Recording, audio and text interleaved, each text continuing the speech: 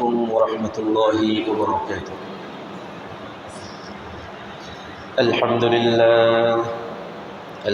لله رب العالمين، والصلاة والسلام على أشرف الأنبياء والمرسلين وعلى آله وأصحابه أجمعين. أما بعد، فأعوذ بالله من الشيطان الرجيم. بسم الله الرحمن الرحيم. إن الله وملائكته يصلون على النبي يا أيها الذين آمنوا صلوا عليه وسلموا تسليما. صلى الله على سيدنا محمد وآله وأصحابه وسلم. صلى الله على سيدنا محمد وآله وأصحابه وسلم. صلى الله على سيدنا محمد وآله وأصحابه وسلم. رب اشرح لي صدري ويسر لي أمري واحلل عقدة من لساني يفقهوا قولي. سبحانك لا علم لنا إلا ما علمتنا إنك أنت العليم الحكيم. সম্মানিত উলামায়ে কিরাম, পিতৃসমতুল্য মুদারিকা মুরব্বিয়ান আযম, অত্র এলাকার সর্বস্তরের দিনদার পরহেজগার নামাজি আমার ভাই বন্ধুগণ, রব্বুল আলামিনের দরবারে শুকরিয়া আদায় করছি যে মহান রব্বুল ইজ্জত আজকের এই মুবারকময় দিনে, বরকতময় সময়ে, রহমতপূর্ণ স্থান, পৃথিবীর সর্বোৎকৃষ্টতম জায়গা আল্লাহর ঘরে এসে বসে জুমা পূর্ববর্তী আমাদের এই সংক্ষিপ্ত আলোচনায় অংশগ্রহণ করার সুযোগ, সুস্থতা ও তৌফিক দান করেছেন। সে রব্বুল আলামিনের দরবারে শুকরিয়া আদায় করে প্রাণ খুলে মোহাব্বতের সাথে বলি আলহামদুলিল্লাহ। লক্ষ কোটি তার চেয়ে অধিক দরুদ সালামের হাদিয়া আল্লাহ তাআলা আমাদের সকলের পক্ষ থেকে রহমাতুল লিল আলামিন সাইয়্যিদুল মুরসালিন শফিউল মুযনিবিন মুহাম্মদ রাসূলুল্লাহ সাল্লাল্লাহু আলাইহি ওয়াসাল্লামের নূরানি কদম মুবারকে পৌঁছিয়ে দিন। সকলে বলি আল্লাহুম্মা আমিন। প্রিয় হাজিরিন, আজকে আমরা আমাদের সংক্ষিপ্ত পরিসরে সুনির্দিষ্ট সময়ের ভিতরে খুতবা ফি সুআলিল আবিদি আনিন নিআম, বান্দাদের প্রতি আল্লাহর অগণিত নেয়ামতের ব্যাপারে জবাবদিহিতা, এই ব্যাপারে সংক্ষিপ্ত একটি আমরা আলোচনা করার চেষ্টা করব ইনশাআল্লাহ। আল্লাহ তাআলা আমাদের এই আলোচনাকে ইখলাসের সাথে করার বোঝা আমাদের প্রাত্যহিক জীবনে আমল করার তৌফিক দান করুন। সকলে বলি আল্লাহুম্মা আমিন।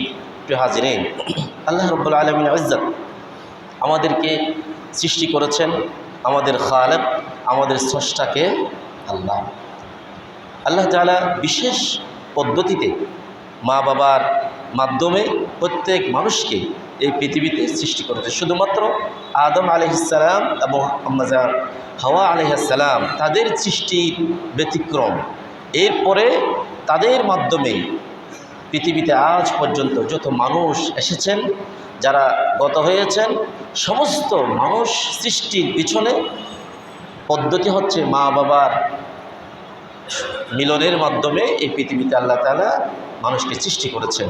তাহলে প্রত্যেক মানুষ এই পৃথিবীতে এসেছেন মা বাবার সহবাসের মাধ্যমে এবং মায়ের পেট থেকে এসেছেন। শুধুমাত্র এখানে একজন ব্যতিক্রম আছেন, একমাত্র হযরত ঈসা আলাইহিস সালাম।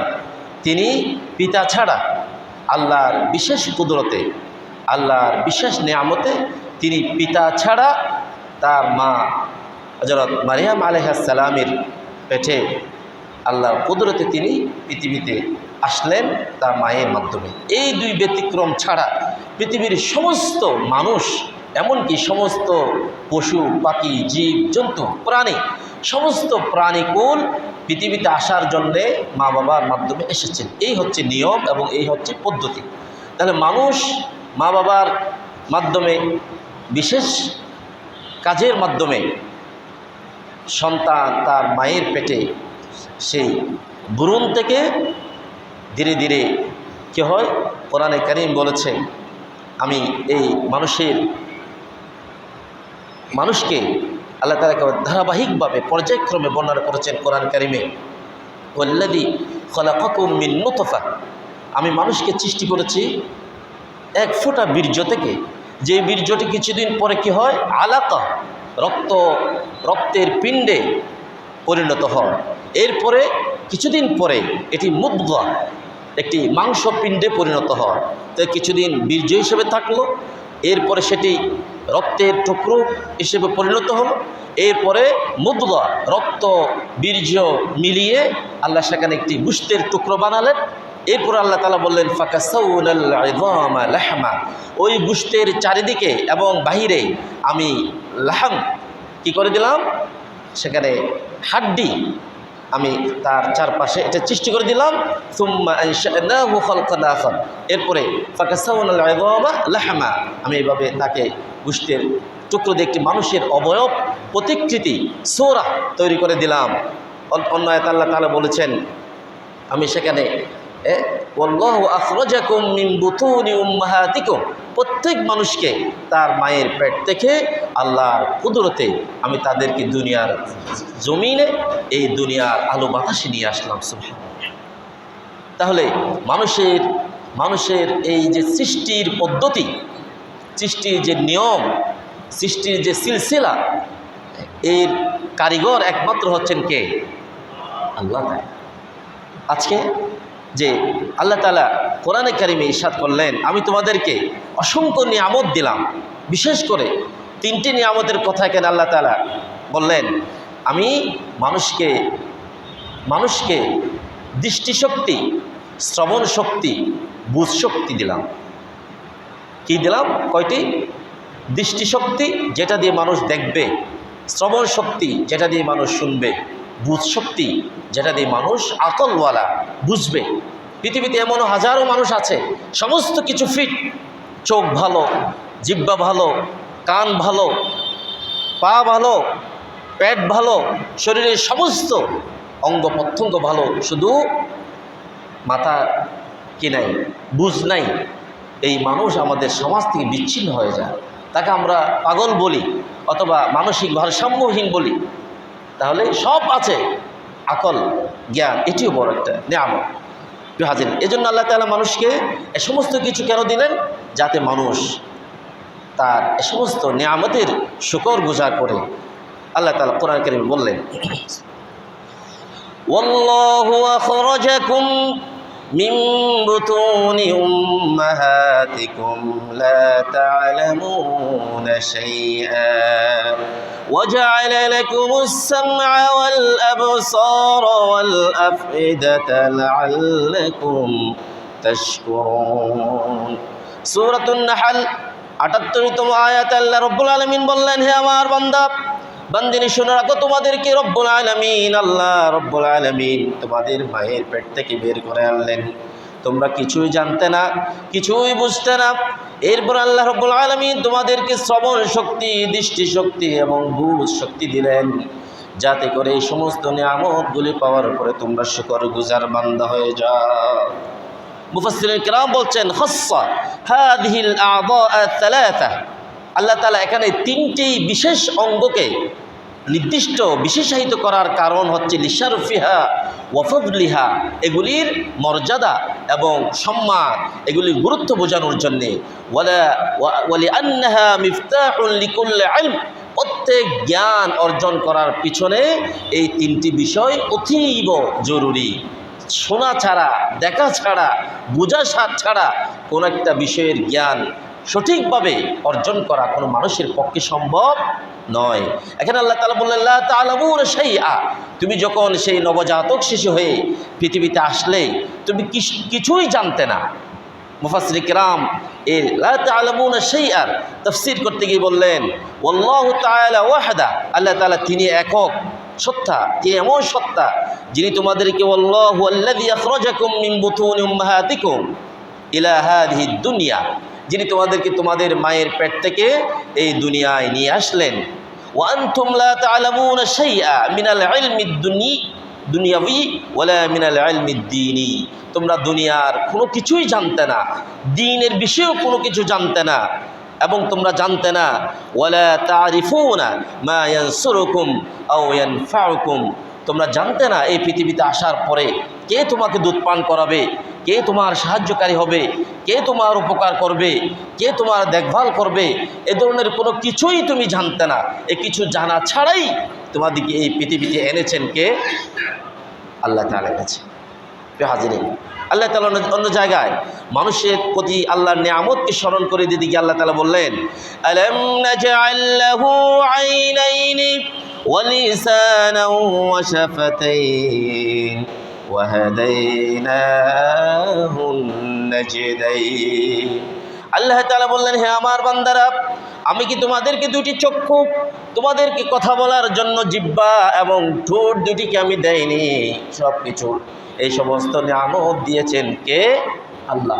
সমস্ত তোমাদেরকে এরপর আমি পথ দেখালাম, সমস্ত কিছু আমি দিলাম, এরপরেও তোমরা কিন্তু দুনিয়ার লোভে পড়ে, দুনিয়ার মোহে পড়ে, আল্লাহর পথ থেকে বিচ্যুত হয়ে তোমরা দুনিয়ার প্রতি আসক্ত হয়ে এমন মানুষে পরিণত হও যাদের ব্যাপারে আল্লাহ তাআলা বললেন পৃথিবীতে এমন কিছু নিকৃষ্ট মানুষ তৈরি হয়ে যাবে, এ সমস্ত নিয়ামত পাওয়ার পরেও তাদের স্থান হবে জাহান্নাম।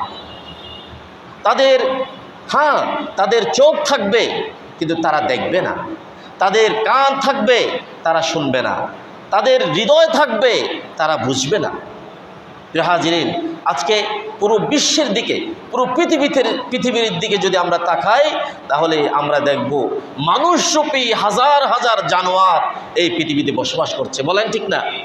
যদি মানুষরূপী জানোয়ার না হতো, একজন ভদ্র, একজন বিবেকবান মানুষ একটা পিঁপড়াকে মারতো, তার বিবেকে লাগে এই পিঁপড়াকে আমি কেন মারব? বলেন, একজন এখানে সচেতন, একজন ভালো একজন মানুষ, ভদ্র একজন মানুষ, একজন চিন্তাশীল বিবেকওয়ালা, একজন আকলওয়ালা একজন ভালো মানুষ কখনো একটি পিঁপড়াকেও শুধু শুধু মারবে না কেন?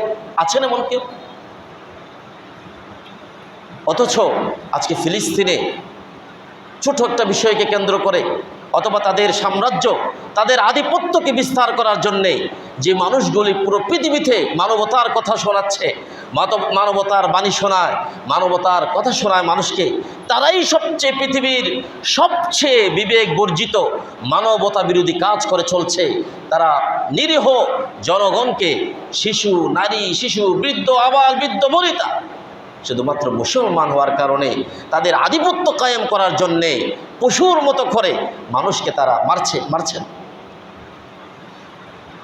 তারা একদিকে মারে, আরেকদিকে তাদেরকে রিফিউজি বানায়, আবার আরেকদিকে এসে তাদেরকে বিভিন্ন সংস্থার নামে তাদেরকে সহযোগিতা করে। আমাদের গ্রামে একটা কথা বলেন, কি বলে? সাপ হয়ে দংশন করে, ওজা হয়ে আবার ঝাড়ে। মুরব্বীরা এরকম একটা প্রবাদ আছে আমাদের গ্রামে দেশে। তারা সাপ হয়ে দংশন করবে, আপনার জনপদ থেকে আপনাকে রোহিঙ্গা বানিয়ে, রিফিউজি বানিয়ে, শরণার্থী বানিয়ে আপনার জন্মভূমি থেকে আপনাকে বের করে দেবে। এরপর আপনি অন্যান্য কান্ট্রিতে রিফিউজি হিসেবে আশ্রয় নেবেন, সেখানে তারা আবার সাহায্য নিয়ে, রসদপত্র নিয়ে সেখানে গিয়ে মানবতার বাণী শুনিয়ে তারা সেখানে মায়া কান্না দেখাবে, আমি এই শরণার্থীগুলোকে আমরা সাহায্য করছি।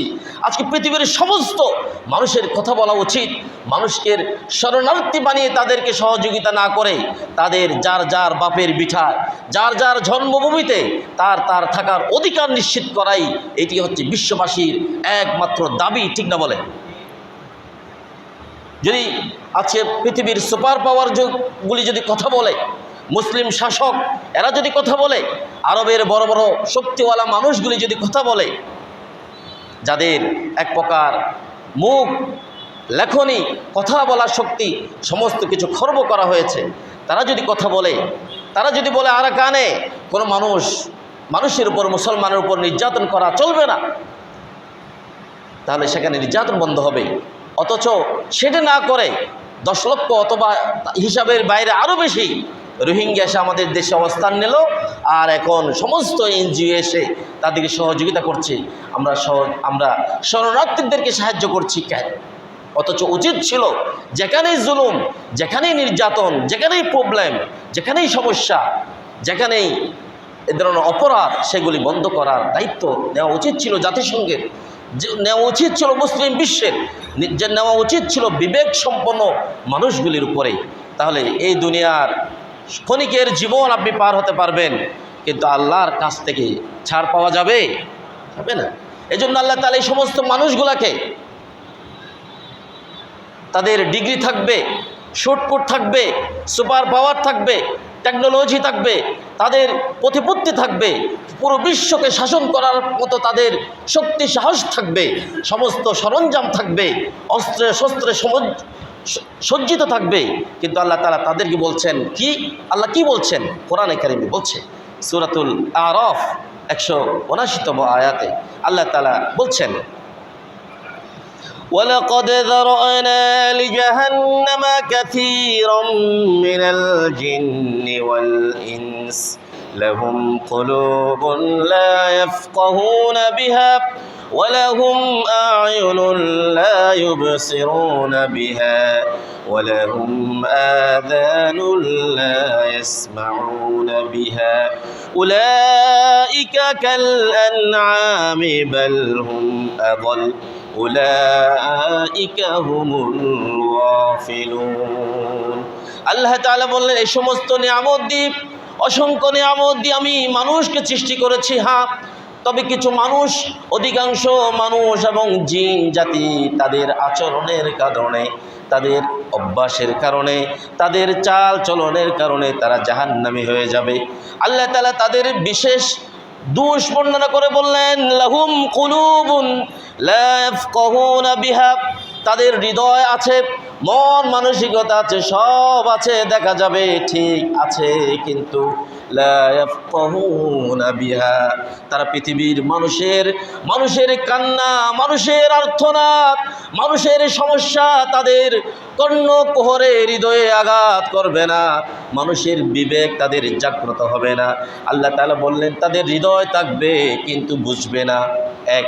এরপর আল্লাহ তাআলা পরবর্তী অংশে গিয়ে বললেন, ওয়ালাহুম আয়ুনুন লা ইউবসিরুনা বিহা, তাদের চামড়ার চোখ থাকবে, চক্ষুষ্মান দেখা যাবে তাদের চোখ আছে, কিন্তু সেই চোখ দিয়ে মানুষের কষ্ট, মানুষের নিপীড়ন, মানুষের নির্যাতন, মানুষের দুঃখ বেদনা, নির্যাতন, জুলুম তারা দেখতে পারবে না, দেখবে না, তা দেখতে পাবে না।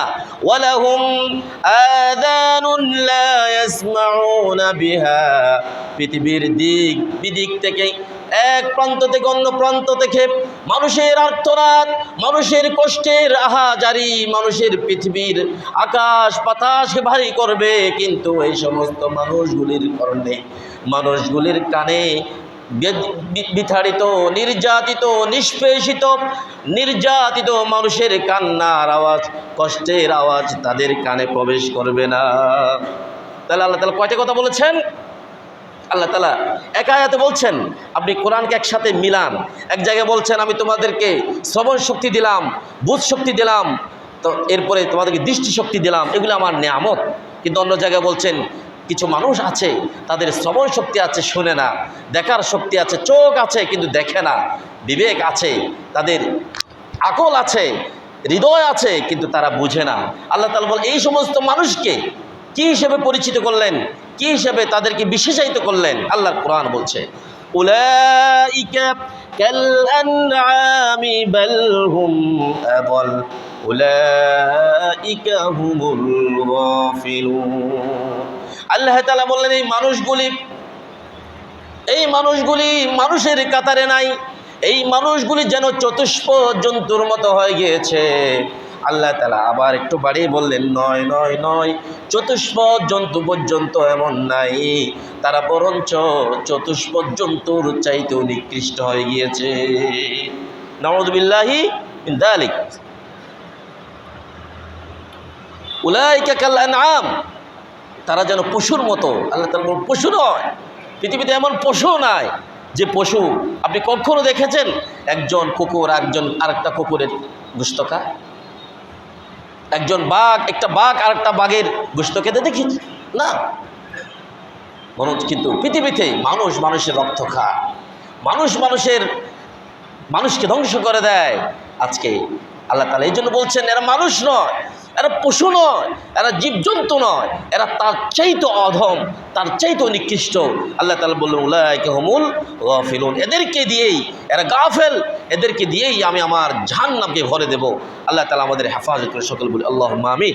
আল্লাহ তাআলা আমাদের সকলকে, পুরো বিশ্ব মুসলিম উম্মাহকে, পুরো পৃথিবীর মানুষগুলোকে বিবেকবান মানুষ হওয়ার তৌফিক দান করুন, আল্লাহুম্মা আমিন। প্রিয় হাজিরিন, রাসূলুল্লাহ সাল্লাল্লাহু আলাইহি ওয়াসাল্লামের হায়াত মুবারাকায় তিনি অসংখ্য যুদ্ধ নিজে করেছেন, অসংখ্য যুদ্ধে তার সেনাপতি হিসেবে সাহাবা আজমাইনকে পাঠিয়েছেন। এমনও সময়, যুদ্ধে পাঠানোর সময় তার সেনাপতিকে ডেকে তিনি কিছু উপদেশ দিতেন, নসিহা করতেন। এমনও হাজারো নসিহার মধ্যে ছিল, তুমি যাবে ওই এলাকায়, যুদ্ধ করবে, তাদেরকে আগে দ্বীনের প্রতি আহ্বান করবে, তারা যতক্ষণ পর্যন্ত তোমার উপর আক্রমণ করে নাই তুমি তাদের উপর আক্রমণ করবে না, তোমরা আত্মরক্ষামূলক কাজ করবে। আর শোনো, যুদ্ধের ময়দানে গিয়ে কোনো নারী, শিশু, বৃদ্ধ এবং যুদ্ধে না আসা কোনো যুবক, নিরীহ মানুষের উপরে তোমার তরবারি যেন না আছে। সুবহানাল্লাহ বলবেন না? পৃথিবীতে মানবতা কি, পৃথিবীতে সভ্যতা কি, পৃথিবীকে ভদ্রতা কি শিখিয়েছেন আমার রাসূল সাল্লাল্লাহু আলাইহি ওয়াসাল্লাম।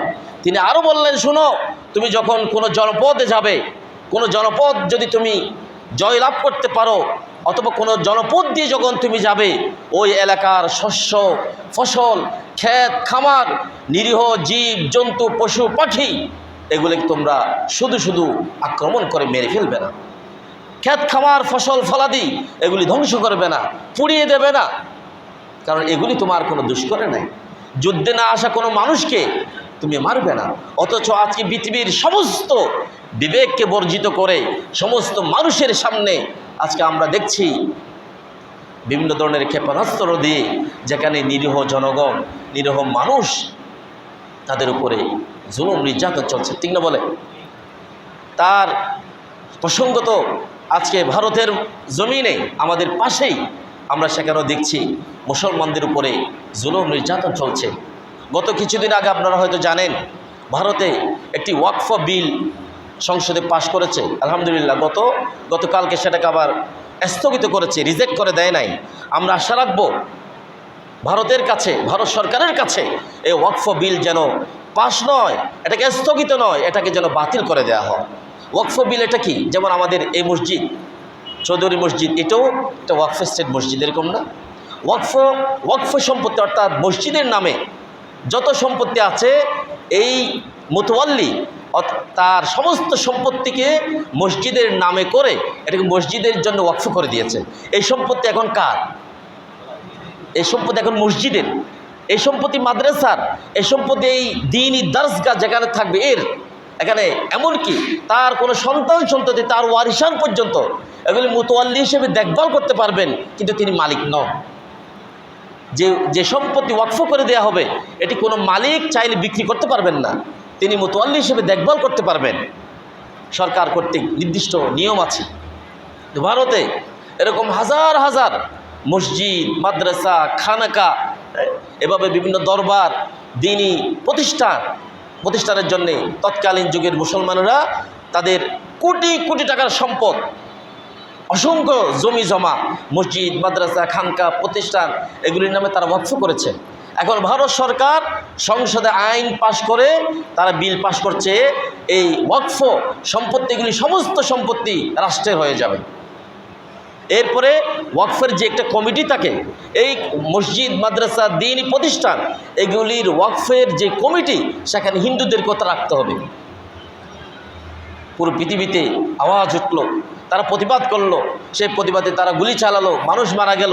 পুরো বিশ্ব মুসলিম এর ব্যাপারে নিন্দা জানালো, প্রতিবাদ জানালো। আমাদের দেশ থেকেও দায়িত্বশীল ব্যক্তিগণ প্রতিবাদ জানালেন, পুরো বিশ্ব মুসলিম প্রতিবাদ জানালো। কারণ কি হবে? একজন উদাহরণ দিয়ে বলেছেন, এই বিলের ব্যাপারে যদি সমস্ত মানুষ কথা না বলে তাহলে কি হবে দেখেন। মনে করেন এই যে একটা জমি, এর উপরে মসজিদ আছে, এরা এখন মসজিদ ভাঙার ব্যাপারে কথা বলবে না, মাদ্রাসা বন্ধ করার ব্যাপারে কথা বলবে না, এরা বলবে এই জমিনটা আমরা গভর্নমেন্ট নিয়ে নেব। তাহলে এই জমিনের উপরে একটা মাদ্রাসা আছে কিংবা মসজিদ আছে, শত বছর ধরে চলে আসছে। এখন এই জমিন যদি গভর্নমেন্ট নিয়ে নেয়, তাহলে এই স্থাপনার কোনো মূল্য আছে? বলেন, মূল্য নাই। তাহলে আজকে আমরা এরপর দেখলাম ওয়াকফ বিল, এটা এক প্রকার আনার পরে ভারতে প্রায় 147টা মনে হয় নাকি এর বেশ কম হতে পারে মাদ্রাসা শিলগালা করে দেওয়া হয়েছে, মসজিদ ভেঙে ফেলা হয়েছে, বিভিন্ন খানকা গিয়ে তালা দেওয়া হয়েছে। সরকারের সিদ্ধান্ত, কারণ সরকারের সাথে তো মানুষ যুদ্ধ করে কতদিন পারবে। আমরা নিন্দা জানাই, প্রতিবাদ জানাই। এই বিল যাতে একেবারে কি করে দেওয়া হয়, বাতিল করে দেওয়া হয়। এই বিল যদি হয় তাহলে ভারতের মুসলমানদের থাকার পরিবেশ আজকে সেটা করলো, কালকে ঠিক তাদের উপরে এমনভাবে জুলুম নির্যাতন আসবে, তারা সেদিন হয়তো বেশি দূরে সময় নয়, তারা একসময় রোহিঙ্গাদের মতো নিজের মাতৃভূমি ছেড়ে, ফিলিস্তিনবাসীর মতো, গাজাবাসীর মতো নিজের জন্মভূমি মাতৃভূমি ছেড়ে তারা অন্য জায়গায় চলে যেতে বাধ্য হবে। এমন পরিস্থিতি যাতে না আসে আমরা আবেদন জানাবো। আল্লাহ তাআলা আমাদের সকলকে বোঝার তৌফিক দান করুন বলি আল্লাহুম্মা আমিন। প্রিয় হাজিরিন, অতএব আমাদের সচেতন থাকতে হবে, সতর্ক থাকতে হবে, এবং পুরো বিশ্ব মুসলিম আমরা সকলে ভাই ভাই যে যেখানেই নির্যাতিত হোক না কেন, মুসলমানদের স্বার্থ বিরোধী কাজ হোক না কেন, যদি আপনি চুপ থাকেন, আল্লাহ না করুক আমার উপরে আপনার উপরে যদি এই ধরনের কোনো জুলুম নির্যাতন আসে, তাহলে অন্য মানুষ কথা বলবে না। আল্লাহ তাআলা আমাদের সকলকে বুঝার তৌফিক দান করুন, সকলকে সচেতন এবং সতর্ক থাকার, যা যার জায়গা থেকে যা যার সাধ্যমতো প্রতিবাদ জানানোর মতো সেই যোগ্যতা, সেই কল্প, সেই মন মানসিকতা, সেই সামর্থ্য আল্লাহ তাআলা আমাদের সকলকে দান করে। সকলে বলি আল্লাহুম্মা আমিন। আমার দেশের উপরে আল্লাহ তাআলার রহমত বারাকাত নাজিল করুন। সকল প্রকার ষড়যন্ত্র, সকল প্রকার ফতনা ফাসাদ, সকল প্রকার বিশৃঙ্খলা অরাজকতা, সকল প্রকার প্রাকৃতিক দুর্যোগ থেকে আল্লাহ তাআলা আমার এই প্রিয় জন্মভূমি, আমাদের এই মাতৃভূমি, বিশ্ব মুসলিম উম্মাকে আল্লাহ তাআলা হেফাজত করে। সকলে বলি আল্লাহুম্মা আমিন। ওয়া আখিরু দাওয়ানা আলহামদুলিল্লাহি রাব্বিল আলামিন।